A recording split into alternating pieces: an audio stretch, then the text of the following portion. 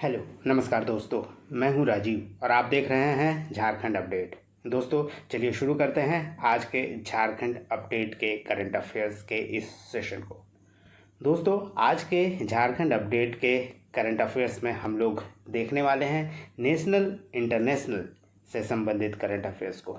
1 जुलाई 2024 के इस सेशन में हम लोग हाल के दिनों में घटित कुछ important national international current affairs के बारे में जानेंगे डिस्क्रिप्शन के साथ, यानी पूरे व्याख्या के साथ हम लोग देखने वाले हैं नेशनल इंटरनेशनल करंट अफेयर्स को। तो आइए शुरुआत कर लेते हैं इस सेशन को। और सेशन की शुरुआत दोस्तों अभ्यास प्रश्न से। पिछले वीडियो का अभ्यास प्रश्न जिसे हम लोग आज देखने वाले हैं व्याख्या के साथ, और फिर देखेंगे नए प्रश्नों को। तो पिछले वीडियो का अभ्यास प्रश्न था दोस्तों, एलोर्डा कप 2024 में भारतीय बॉक्सर निखत जरीन ने कौन सा मेडल जीता है? Option A gold medal, option B silver medal, option C bronze medal, अथवा इनमें से कोई नहीं। दोस्तों निखत जरीन जो कि भारतीय बॉक्सर है, एलोर्डा कप में गोल्ड मेडल जीती हैं। आइए इसके बारे में थोड़ा हम लोग डिटेल में जानते हैं। आपको बता दें दोस्तों कि गोल्ड मेडल जीती है निखत जरीन एलोर्डा कप 2024 में। 18 मई 2024 को यह मुकाबला किया गया था जिसमें गोल्ड मेडल जीती है निखत जरीन। निखत ने कजाकिस्तान के जजीरा उरागबायोवा को 5-0 से हराया है और 52 केजी के महिलाओं की स्पर्धा में, मुक्केबाजी की स्पर्धा में वो मुकाबला कर रही थी। आपको बता दें कि एलोर्डा कप 2024 में भारत के 4 मुक्केबाजों ने प्रतियोगिता में ब्रॉन्ज मेडल जीते हैं। इनमें से हैं याइफाबा सिंह सोइभम, अभिषेक यादव, विशाल और गौरव चौहान। इन चारों ने एलोर्डा कप 2024 में ब्रॉन्ज मेडल जीता है, जबकि निखत जरीन गोल्ड मेडल जीतने में सफल रही है। आइए दोस्तों आगे बढ़ते हैं और अब देखते हैं नेशनल इंटरनेशनल के इम्पॉर्टेंट नए प्रश्नों को। और इसके तहत पहला प्रश्न है, अंतरिक्ष में 1000 दिन बिताने वाले पहले अंतरिक्ष यात्री कौन है? इसका उत्तर है दोस्तों ओलेग कोनोनेंको। आपको बता दें कि ओलेग कोनोनेंको ने यह उपलब्धि हासिल की है 4 जून 2024 को। उन्होंने 2008 से अब तक 5 अंतर्राष्ट्रीय अंतरिक्ष स्टेशन की यात्रा कर चुके हैं और इस 5वें मिशन के दौरान इन्होंने ये उपलब्धि हासिल की है जो 15 सितंबर 2023 से शुरू हुआ था यह मिशन। आपको बता दें कि भारतीय मूल की सुनीता विलियम्स ने अंतरिक्ष में कुल 322 दिन बिता चुकी हैं। वहीं पहली बार उन्होंने 2006 में और दूसरी बार 2012 में उड़ान भरी थी। 58 वर्षीय सुनीता विलियम्स भारतीय मूल की है। इस संबंध में आपको बता दें दोस्तों एक और बात कि अंतरिक्ष में यात्रा करने वाले रूसी लोगों को कॉस्मोनॉट कहते हैं और अमेरिकी लोग एस्ट्रोनॉट कहते हैं, जबकि भारत में भारतीय अंतरिक्ष यात्री को व्योमोनॉट कहते हैं। चलिए अब देखते हैं आज के दूसरे नंबर प्रश्न को। प्रश्न नंबर दूसरा है, उड़ीसा के मुख्यमंत्री के रूप में किसने शपथ ली है? इसका उत्तर है दोस्तों मोहन चरण मांझी। शपथ ग्रहण समारोह 12 जून 2024 को हुआ था और मोहन चरण मांझी 15वें मुख्यमंत्री के तौर पर उड़ीसा के मुख्यमंत्री बने हैं। उन्हें शपथ ग्रहण कराया राज्यपाल रघुवर दास ने।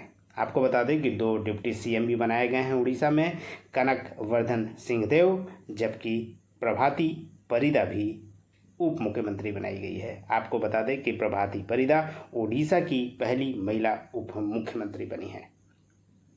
दोस्तों आपको ये भी बता दें कि उड़ीसा विधानसभा चुनाव हाल ही में किया गया था लोकसभा चुनाव के साथ ही, और बीजेपी पहली बार बहुमत के साथ विधानसभा में जीत हासिल की है और 147 सीटों में से बीजेपी ने कुल 78 सीटें हासिल की। वहीं लोकसभा चुनाव जो साथ में कराया गया उसमें 21 सीटों में बीजेपी ने उड़ीसा में 20 सीटें हासिल की है, जबकि 1 सीट इंडियन नेशनल कांग्रेस को प्राप्त हुआ है। वहीं इस संबंध में और बता दें कि मोहन चरण मांझी उड़ीसा के तीसरे आदिवासी मुख्यमंत्री बने हैं। 24 साल बाद तीसरा आदिवासी मुख्यमंत्री बना है उड़ीसा का, वह है मोहन चरण मांझी। और कांग्रेस के हेमानंद बिस्वाल राज्य के पहले आदिवासी मुख्यमंत्री थे। और राज्य के दूसरे आदिवासी मुख्यमंत्री बने थे गिरिधर गमांग। और 2024 में मोहन चरण मांझी तीसरे आदिवासी मुख्यमंत्री के तौर पर 12 जून 2024 को शपथ ले चुके हैं। प्रश्न नंबर 3 है, राष्ट्रपति ने राष्ट्रीय मानवाधिकार आयोग यानी NHRC national human rights commission का कार्यवाहक अध्यक्ष किसे नियुक्त किया है?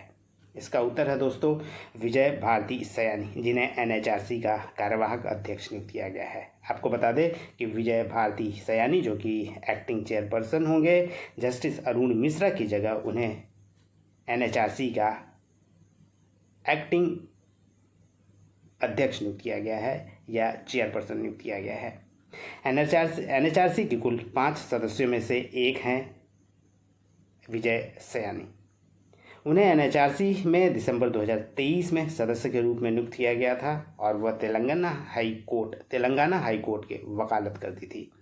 नियुक्ति का नियम में बदलाव किया गया है। आपको बता दें कि 2019 में संसद में NHRC के अध्यक्ष पद की पात्रता में जो बदलाव किया गया है वह यह है कि पहले सुप्रीम कोर्ट के रिटायर्ड चीफ जस्टिस ही इसके अध्यक्ष हो सकते थे, लेकिन अब संशोधित कानून के तहत इस पद के लिए सुप्रीम कोर्ट और अन्य जज भी नियुक्ति के पात्र होंगे। और इसी आधार पर अब विजय भारती सयानी को भी NHRC का अध्यक्ष बनाया गया है। प्रश्न नंबर नेक्स्ट आगे बढ़ने से दोस्तों पहले आपको बता दें कि NHRC जिसका फुल फॉर्म है नेशनल ह्यूमन राइट्स कमीशन, जिसका गठन किया गया था 1993 में 12 अक्टूबर को, और इसकी स्थापना 1993 में मानवाधिकार संरक्षण अधिनियम यानी ह्यूमन राइट्स प्रोटेक्शन एक्ट के तहत की गई थी। और NHRC भारत की एक स्वतंत्र इकाई है और NHRC का उद्देश्य है मानवाधिकारों को बढ़ावा देना और उनकी रक्षा करना। चलिए अब आगे बढ़ते हैं और देखते हैं अगले प्रश्न को। और प्रश्न नंबर 4 है, कुवैत में एक बिल्डिंग में आग लगने से 40 भारतीय मजदूरों की मौत हो गई। प्रधानमंत्री ने मृतकों को भारत लाने और घायलों को सहायता के लिए किस मंत्री को नियुक्त किया है? इसका उत्तर है दोस्तों कीर्तिवर्धन सिंह। कीर्तिवर्धन सिंह वर्तमान में विदेश राज्य मंत्री हैं, जिन्हें भारतीय मजदूरों को लाने के लिए नियुक्त किया गया था। आपको बता दें कि कुवैत के मंगाफ शहर में आगजनी हुई थी 6 मंजिला इमारत में 12 जून 2024 को, जिसमें 49 मजदूरों की मौत हो गई थी, जिसमें से मरने वालों की संख्या 40 सबसे ज़्यादा भारत के थे। वहीं मोदी ने पीड़ितों को मुआवजा के लिए राहत कोष से 2 लाख रुपए देने की भी घोषणा की है। वहीं कुवैत दोस्तों कुवैत की राजधानी कुवैत सिटी है और वहाँ के अमीर वर्तमान में है मिशाल अल अहमद अल जबर अल सबाह। वहीं कुवैती मुद्रा है कुवैती दिनार। नेक्स्ट प्रश्न है, नरेंद्र मोदी वर्ष 2024 में लगातार कौन-सी बार प्रधानमंत्री बने हैं? उत्तर है दोस्तों तीसरी बार। आपको बता दें कि नरेंद्र मोदी ने 9 जून 2024 की शाम लगातार तीसरी बार प्रधानमंत्री पद की शपथ ली और जवाहरलाल नेहरू के बाद ऐसा करने वाले वह दूसरे पीएम हैं। वहीं राष्ट्रपति द्रौपदी मुर्मू ने 72 सदस्यीय केंद्रीय मंत्रिमंडल को पद की शपथ दिलाई है, जिसमें से प्रधानमंत्री, इनके अलावा 30 केंद्रीय कैबिनेट मंत्री और 5 राज्य मंत्री जो कि स्वतंत्र प्रभार के होंगे और 36 राज्य मंत्री शामिल थे, जिन्हें राष्ट्रपति द्वारा पद और गोपनीयता की प्रधानमंत्री के साथ शपथ दिलाई गई। वहीं मंत्रिमंडल में सिर्फ 15% यानी 11 मंत्री एनडीए के घटक दलों के हैं, बाकी सब बीजेपी के हैं। और कैबिनेट में कुल 33 नए चेहरों को शामिल किया गया है जो मंत्री बनाए गए हैं। इसके अलावा आपको बता दें कि मंत्रिपरिषद में मंत्रियों की अधिकतम संख्या का प्रावधान क्या है संविधान में? प्रधानमंत्री सहित मंत्रियों की कुल संख्या लोकसभा के सदस्यों की कुल संख्या का 15% से अधिक नहीं होगा। लोकसभा में वर्तमान में 543 सीटों पर चुनाव हुआ है और इसमें अधिकतम अगर 15% इसकी गणना करें तो अधिकतम 81 मंत्री बनाए जा सकते हैं। और शपथ ग्रहण 72 नेताओं की हुई है, इनमें से 71 मंत्री बनाए गए हैं। प्रधानमंत्री, इसके अलावा 30 कैबिनेट मंत्री 5 राज्य मंत्री स्वतंत्र प्रभार और 36 राज्य मंत्री। प्रश्न नंबर 6 है, मैक्सिको की पहली महिला राष्ट्रपति कौन चुनी गई है? मैक्सिको की पहली महिला राष्ट्रपति चुनी गई है क्लाउडिया शीनबान। 3 जून 2024 को राष्ट्रपति पद का चुनाव वह जीती हैं और वह सत्तारूढ़ मुरायना पार्टी की उम्मीदवार थी। बता दें कि मैक्सिको के 200 साल के इतिहास में पहली बार किसी महिला को राष्ट्रपति चुना गया है। वहीं मैक्सिको के बारे में दोस्तों बता दें कि जो कि एक देश है, इसकी राजधानी है मैक्सिको सिटी। जनसंख्या लगभग 13 करोड़ है। भाषा यहाँ स्पेनिश बोली जाती है और यहाँ की मुद्रा जो प्रचलन में है वो मैक्सिकन पेसो है।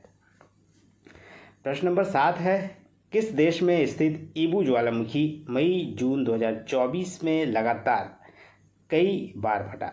दोस्तों, मई जून 2024 से लगातार कई बार फटा, जिससे आसमान में कई किलोमीटर तक ऊपर लाल लावा और राख की मोटी परतें छाई रही। उत्तर है दोस्तों इंडोनेशिया में ईबू ज्वालामुखी लगातार कई दिनों से फट रहा है। आपको बता दें कि माउंट ईबू में मई 2024 की शुरुआत में हर दिन लगातार विस्फोट हो रहे हैं। ईबू ज्वालामुखी में 4 जून 2024 को करीब 2 मिनट के विस्फोट हुए, जिससे आसमान में 5000 मीटर तक ऊपर लावा और घने भूरे राख के बादल छा गए थे और यह ज्वालामुखी द्वीप मल्हाहेरा में स्थित है। इस ज्वालामुखी से पहले इंडोनेशिया के रुआंग ज्वालामुखी भी फटा था। इंडोनेशिया प्रशांत महासागर के रिंग ऑफ फायर में स्थित है और यहाँ करीब 127 सक्रिय यानी एक्टिव ज्वालामुखी हैं। रिंग ऑफ फायर के बारे में दोस्तों आपको बता दें कि मूल रूप से सैकड़ों ज्वालामुखियों और भूकंप स्थलों की एक श्रृंखला है जो प्रशांत महासागर में स्थित है, जिसे रिंग ऑफ फायर कहते हैं। यह आकार में अर्धवृत्ताकार या घोड़े की नाल की तरह है और लगभग 40,250 किलोमीटर कह सकते हैं कि 40,250 वर्ग किलोमीटर की एरिया में फैला है। दुनिया के 90% भूकंप इसी रिंग ऑफ फायर क्षेत्र में आते हैं और दुनिया में जितने सक्रिय ज्वालामुखी है उसमें 75% इसी रिंग ऑफ फायर के अंतर्गत आते हैं।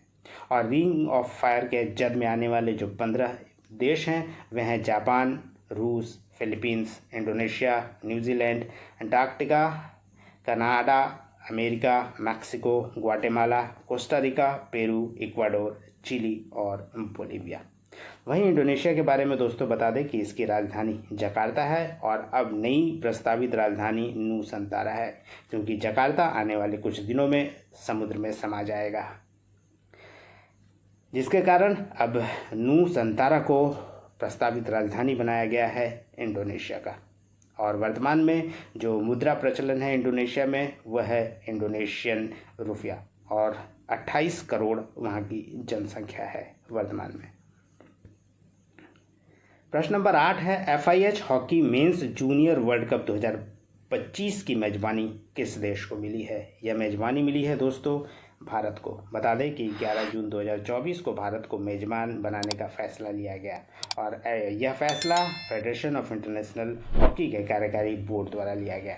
वहीं FIH हॉकी पुरुष जूनियर विश्व कप 2025 के बारे में बता दें कि इसका आयोजन दिसंबर 2025 में भारत में किया जाएगा और यह 14वां एडिशन होगा हॉकी पुरुष जूनियर विश्व कप का और कुल टीमों की संख्या इसमें होगी 24 और 13वां संस्करण मलेशिया में 2023 में आयोजित किया गया था और वर्तमान में फेडरेशन ऑफ इंटरनेशनल हॉकी के अध्यक्ष हैं तैयब इकराम। प्रश्न नंबर 9 है, कर्मचारी राज्य बीमा निगम यानी ESIC के महानिदेशक का पदभार किसने संभाला है? यह है दोस्तों कमल किशोर सोन। आपको बता दें कि झारखंड कैडर के 1998 बैच के वरिष्ठ IAS अधिकारी हैं कमल किशोर सोन, जिन्हें ESIC का महानिदेशक का पदभार दिया गया है। आपको बता दें कि 21 मई 2024 को ESIC यानी एम्प्लॉयज़ स्टेट इंश्योरेंस कॉरपोरेशन के महानिदेशक का अतिरिक्त प्रभार उन्होंने संभाला है। ESIC श्रम और रोजगार मंत्रालय के अधीन आने वाला एक विभाग है और कमल किशोर अभी ministry of labour and employment के डिपार्टमेंट ऑफ लेबर वेलफेयर में अपर सचिव और महानिदेशक के तौर पर कार्यरत हैं। प्रश्न नंबर 10 है, केंद्र सरकार ने नया सेना प्रमुख किसे नियुक्त किया है? इसका उत्तर है उपेंद्र द्विवेदी।